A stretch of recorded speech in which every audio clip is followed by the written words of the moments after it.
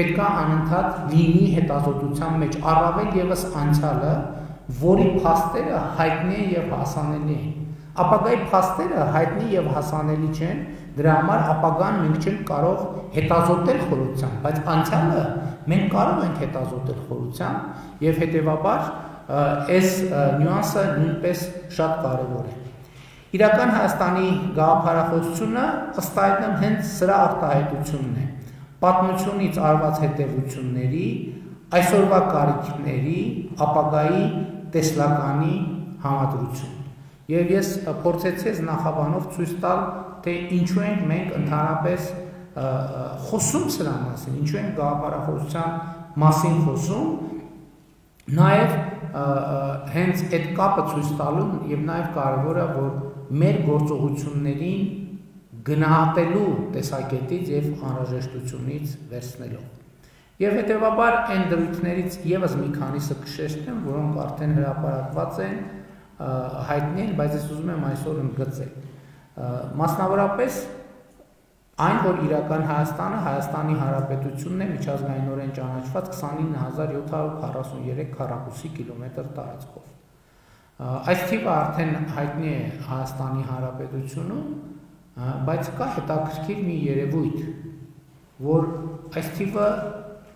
հայտնի չի եղել Հայաստանի Հանրապետությունում։ Եվ ինչու է անհրաժեշտություն առաջացել այս թիվը ընդգծել, որովհետև հենց գաղափարախոսական առումով անհրաժեշտություն է առաջացել պատասխանել մի հարցին, իսկ ո՞րն է Հայաստանը։ Որովհետև այն հարցին ի պատասխան, թե ո՞րն է Հայաստանը, այս հարցը կարող է դառնալ ուղենիշ եւ չափանիշ, թե այս որոշումը, որևէ որոշում ճիշտ է թե սխալ է։ Որովհետև ու կա նաեւ մի շատ կարևոր հանգամանք, որ այն փաստը, որ այս թիվը շատ հայտնի չի եղել Հայաստանի Հանրապետությունում, ինքը ստեղծել է մի տարօրինակ հարցադրում կամ մի տարօրինակ արձանագրում, երբ որ հայտնի իրադարձությունները եղան եւ մեղադրանք հնչեց,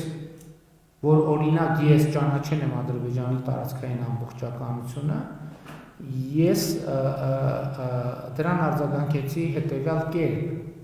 որ ես իրականում ճանաչել եմ Հայաստանի Հանրապետության տարածքային ամբողջականությունը։ Սա շատ հետաքրքիր նյուանս է, որովհետև երբ որ մենք հայտարարում ենք իմ ընկալմամբ, որ մենք ճանաչում ենք մեր հարևանների տարածքային ամբողջականությունը, թվում է թե մենք ճանաչում ենք մեր հարևանների տարածքային ամբողջականությունը եւ դա ճիշտ է եւ այդպես է, բայց սրա խորքային մեկ այլ նպատակ ինքը ունի, որ դու ճանաչում ես քո իսկ երկրի տարածքային ամբողջականությունը եւ քո երկրի տարածքային ամբողջական եւ այդ ժամանակ ես հարց ինքդ հասկանում, որ փաստորեն դու ինքդ այդքան էլ չես ճանաչել կամ ճանաչելիս չես եղել, առնվազն այն իմաստով, որ թիվը անծանոթ է եղել քեզ, այնքան էլ ճանաչելիս չես եղել քո երկրի տարածքային ամբողջականությունը։ Եվ սա նույնպես շատ կարևոր առանձնահատկություն է, որը ուզեցա շեշտել, որովհետև շատերի համար այդքան էլ պարզ չի, թե ինչու է այդքան դա շեշտվում, ինչու է արտահայտվում, կամ ինչու Հայաստանի կառավարությունը ինչու է շտապում, կամ ինչու է ուզում, ինչու է կարևոր համարում, ասել, որ մենք բոլոր հարևանների տարածքային ամբողջականությունը ճանաչում ենք։ Արդյոք հարևանների սիրուն ինչ որ առումով այո, բայց մեծ առումով առաջին հերթին սեփական երկրի տարածքային ամբողջականությունը ճանաչելու համար, որը հետագայում իհարկե անդրադարձ կլինի նրան, թե իսկ ինչու ենք մենք ճանաչում մեր երկրի տարածքային ամբողջականությունը, դա հարց, որը մեր իրականության մեջ նույնպես հնչում է եւ եթե հնչում է, պետք է այդ հարցին փորձ անել պատասխանել։